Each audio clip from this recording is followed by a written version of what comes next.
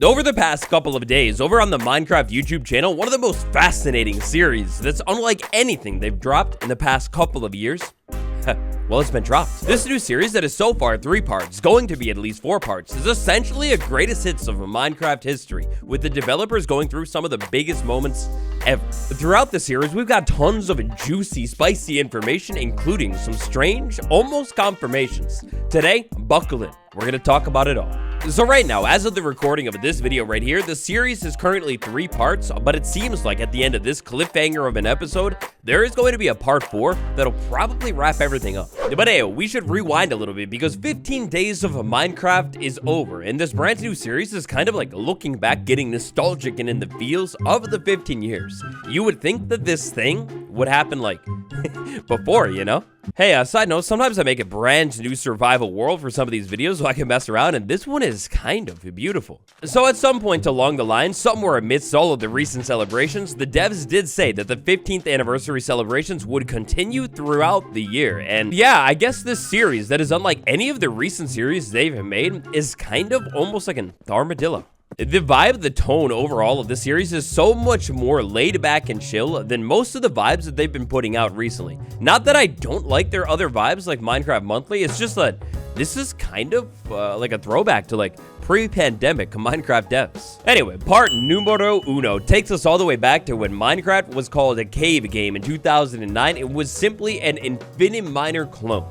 This series kicks everything off all the way back at the very beginning. Now, a good chunk of the first episode of this series, rightfully so, goes into how it was kind of like magic or lightning in a bottle at first. Those early days of Minecraft were allegedly unlike anything else, and thinking about the history and timeline of gaming, kind of what was going on in the 2000s before Minecraft took off in 2009, I mean, survival crafting games were definitely a thing, but not really in the same format with Minecraft, with, you know, like an inventory, some kind of whole different crafting system, then a whole ton of recipes to learn and remember. But even early Minecraft back then, it didn't come with a ton of those things. Instead, we had like basically the most liminal space you could imagine ever, with no crafting table, and with no even like mining time.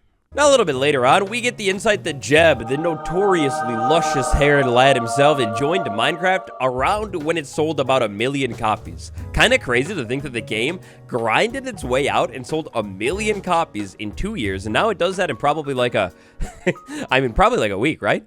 In 2011, the Minecraft Adventure update dropped. Back at the time, I was like, I don't know, chewing on my thumb or something, at the ripe old age of 3. The Adventure update seems to be the first update that Jeb was really on the team for. This is when they added the End and the Ender Dragon fight, or at least the first version of it. Also inside of this update, Jeb talked about adding the potion system, the brewing system into the game, and how it actually was like way different than what he was trying to come up with. You see, it seems like at the time, Jeb was aiming to create something way more advanced than the already kind of relatively advanced brewing system in the game right now. It seems like the original idea for brewing was way more of like an alchemy system where you take 2 ingredients and combine them to see what ends up happening, instead of nowadays where you do kind of have 2 different ingredients, like you take a pre-existing potion and add something to it to see what happens, but I mean, a lot of the time, like, literally nothing happens. I'm not gonna lie, the idea of a brewing system where you, like, try and combine different ingredients to see what happens, almost like a, you know, I guess we have no clue, and we never will know exactly what Jeb's OG potion system idea kind of was, but it makes me think of what goes on in Skyrim, where you have random ingredients, you combine them together, and hopefully maybe you end up with a potion. Otherwise, you just, like,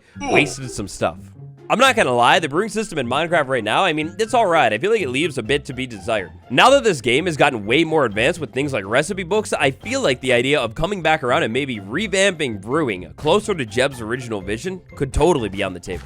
Now, the next interesting insight in this video will send us all the way over to the End Dimension and to the update when they started expanding it. You might know that eventually, at one point, the Ender Dragon fight was revamped and upgraded from what it initially was. The idea here with improving the dragon fight was to make it a little bit more interesting, exciting, and dangerous. Now, obviously, combat system maybe still is a little bit divisive, but yeah, that's what they were thinking. After that dragon is done and cooked, it's time to go to the Outer End. And now, inside of the Outer End, we get an interesting insight as to what in the world is going on with the chorus plant and how it actually apparently relates to bananas. So eventually in the video, and I love how Jeb was like so overly cautious about explaining this one, but basically Jeb gets into how allegedly bananas aren't really trees. They like produce a crop once and then they're essentially done, and Dinnerbone liked that idea for like the chorus stuff. That is just fascinating to me. So kind of, I guess in a way, we've had fruit trees inside of Minecraft like the whole time, I guess. Huh. What they didn't say in this video is anything more about maybe considering the idea of coming back into the end and revamping it and making it a little bit more spicy. Man, I was hoping for that. However, relatedly unrelated to the end conversation, they did talk about the jungle. Jeb talked about how at the time, they ended up adding the jungle pyramid into the game as a little bit of a reward for going out into your Minecraft world and actually exploring. You know, like something cool to actually find, because before that, there really wasn't much. Now, this first video wraps up with the devs talking about the OG version of Villagers. Oh my gosh, that trading UI, I knew it so well, but like, it was lost inside of my memory. And then, interestingly, we learned that many of the developers, including none other than Jeb himself, do not fight the Wither out in the wild. No Wither out in the wild, because of course that would be far too dangerous. Instead, they have since adapted the community's method of taking on the Wither and much more safe ways, probably like putting it in bedrock and things like that. I don't know. I think it's kind of hilarious, the idea that the developers would add the Wither into the game and then like later on be like, oh yeah, that's like real tricky and tough. Let's just go ahead and cheese this buddy and yeah, move on. If anything, it does show that the devs really do kind of like listen to the community, see what's going on, and they don't just like patch things, even though they definitely know about strange ways to like cheese the Wither. Shockingly and surprisingly, after part number 1 comes part numero dos. In the second part, we kick everything off with the OG Mojang office. Those portraits right there, I need one of myself. That is striking. Now, eventually, we get to the point in the video where the devs are talking about redstone and how it was such a large deal at the time. It's kind of crazy to think about Minecraft as a game. Well, for an insanely large amount of time, just a system like redstone that is such a huge deal nowadays that it just didn't exist at all. And then eventually, in a shot that kind of looks like this one right here, the devs were talking about the update that changed the world, which at the time was an update that added a bunch of biomes to the game, including, I believe, the Badlands and the Savannah biome. They talked about how at that time, it was pretty difficult to actually add new things to the game as well, and it was the last major trade overhaul until I think the Caves and Cliffs update. Interestingly, while talking about biomes, eventually the conversation of snowy biome comes up, and Jeb kind of talks about how like he basically just avoids snowy biomes altogether because they're annoying. Lydia ends up saying like, oh yeah, the snow layers, they're like pretty tricky to deal with. Then Jeb like basically agrees, and this makes me wonder and really strongly think that maybe at some point in the game's future, near or far, well, if one of the lead developers deems the snowy biomes just straight up annoying, maybe that's an area that could be reconsidered in the future and maybe redone. After all, thinking about what Jeb and Lydia were talking about with the whole like snow layers gotta clear them out, takes too much time thing, yeah, definitely annoying. But then also maybe you build like the most beautiful build in the world, like cow right there, and then you walk away, come back 3 minutes later, and it's just like covered in snow. That is super annoying. Also, not gonna lie, most of the older snowy biomes, like not including the ice spice biome, are so plain and boring. Like this is a literal field with just snow all over the place. Come on, not even like random powder snow sometimes to make it interesting. Nah, it's just so boring.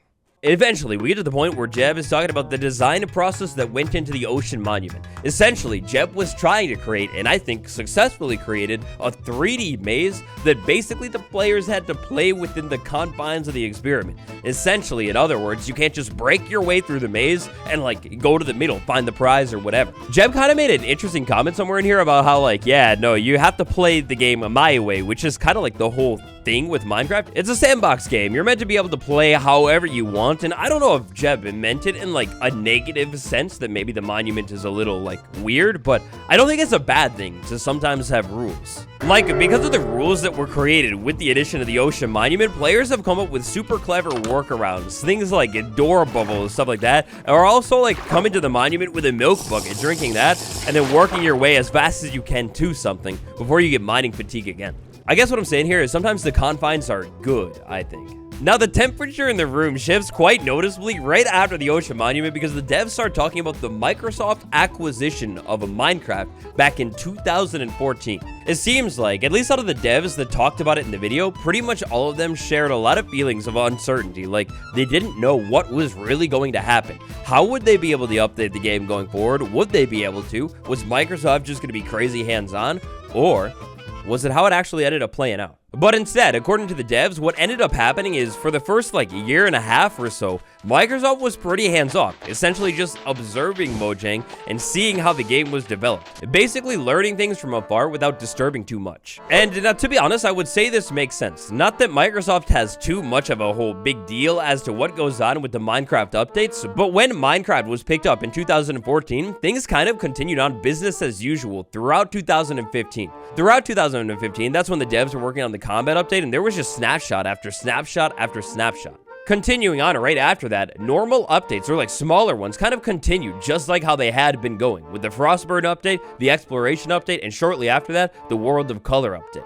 It wouldn't be until 2017-18-ish with 1.13 where there's a noticeable shift in the Minecraft updates, with a major themed update and maybe one, sometimes two a year. But understandably so, at the time, the devs didn't know what was really going to happen. They had a bunch of internal meetings, were pretty freaked out and concerned, but the segment wraps up with the devs saying basically it kind of had to happen. At some point, Minecraft's development had to get a little bit more serious and organized if the game wanted to continue on forever and continue to grow. And boom, just like that, that gets us all the way to part number 3. So far, the spiciest part out of every single part.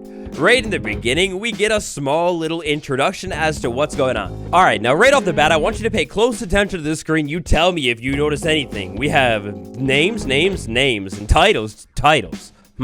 Creative director, internal new games. Internal new games, you say. Now, later on inside of that same episode, they talk about how Minecraft Dungeons was actually in development since 2016. Now, Dungeons would go on to be revealed, or at least the gameplay reveal trailer, in 2019. That is 3 years later. Internal new games could mean anything, but it means new games. All right, now this is kind of interesting because this takes us back to a lot of rumors that have been swirling around in the community for months. We talked about them at one point, you might remember, but basically there was job listings and strange murmurs about another Minecraft spin-off game coming soon. Considering the fact that Dungeons, Earth a long time ago, and now more recently Legends have all been discontinued, well, it seems like the time is prime for a new Minecraft spin-off. Very interestingly, internal new games. So they don't say what could be going on, but it definitely feels like about now, sometime soon, there might be a new Minecraft game announced, revealed, teased, or just anything. Now, skipping ahead quite a bit inside of this video, eventually we get to the devs talking about update 1.11, the update that they added the Woodland Mansion to the game in. At the time, Agnes said that this was insanely difficult to do. They essentially had to hard code it into the game. Fast forward ahead to a lot of what they seem to have done inside of a Minecraft 1.21 with not really structures, but instead more like adding enchantments and everything like that. It's kind of crazy how far the game has come and how much relatively easier it seems like it's going to be for the devs to continue to add things to the game. I wonder if making it easier to add things like, say, data-driven enchantments is going to lead to faster updates. Maybe 2 a year again. Now, we also get this beautiful insight back to when llamas were added, and a memory that I kind of totally forgot about, how Jeb polled to Twitter, literally just ran a poll and said, are they llamas or are they alpacas? Llamas ended up winning, and so then that's what it was. Agnes went out into the wild, though, and studied the llama, measured the llama up, sized it up, everything like that, to figure it all out. This was the first insight into a Minecraft update in this video where the devs are actually going out and researching things like they do now.